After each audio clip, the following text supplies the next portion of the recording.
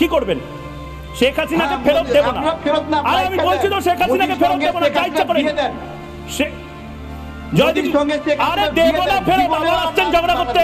বলছি তো দেব না ফেরত, দেব না শেখ হাসিনাকে ফেরত। জান কি করব আমরা? হ্যাঁ, মোদির সঙ্গে শেখ হাসিনা। আরে আবার মোদির নাম শুনলে গোটা বাংলাদেশ থরথর করে কাঁপে। গোটা বাংলাদেশের টিআরপি জিডিপি সব পড়ে যায়। মোদিতে আসছেন, আগে বলুন শেখ হাসিনাকে দেব না। কি করব?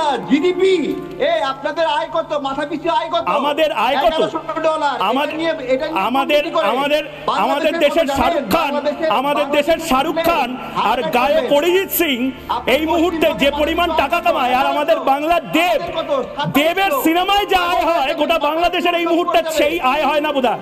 ছাড়ুন ছাড়ুন, খাদান দেখুন। ত্রিপুরার মাথা পিছু আয় কত? 8। কি বলছেন? ওষুধ দিন, পিসিআর ওষুধ দাও। আপনারা একটা কাজ করেন, ওই ভারতকে লাথি মেরে বাংলাদেশের সঙ্গে যুক্ত হয়ে যান। হার্টবিট বেড়ে যাবে, আবার মেডিকেল ভিসা নিয়ে ভারতেই আসতে হবে, আবার বাইপাসের ধারে কোনো হাসপাতালে ভর্তি হতে হবে। আপনারা যদি আবার আমাদের টাকাতেই এখানে চিকিৎসা করাতে হবে। টয়লেটে ব্যবহার করতে চান? আমার বাসায় টয়লেট আছে 3টা।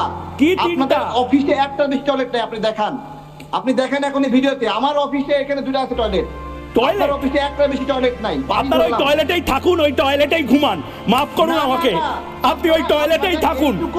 আপনাদের ডেভেলপমেন্টের ইন্ডেক্স হচ্ছে টয়লেট। আপনার দেশে মিছিল আপনি থাকুন ভালো করে, টয়লেটে একটা বালিশ নিয়ে নিন, একটা কোল বালিশ নিন। তারেক ভাই, একটা কোল বালিশ নিয়ে শুন, টয়লেটে শুয়ে থাকুন।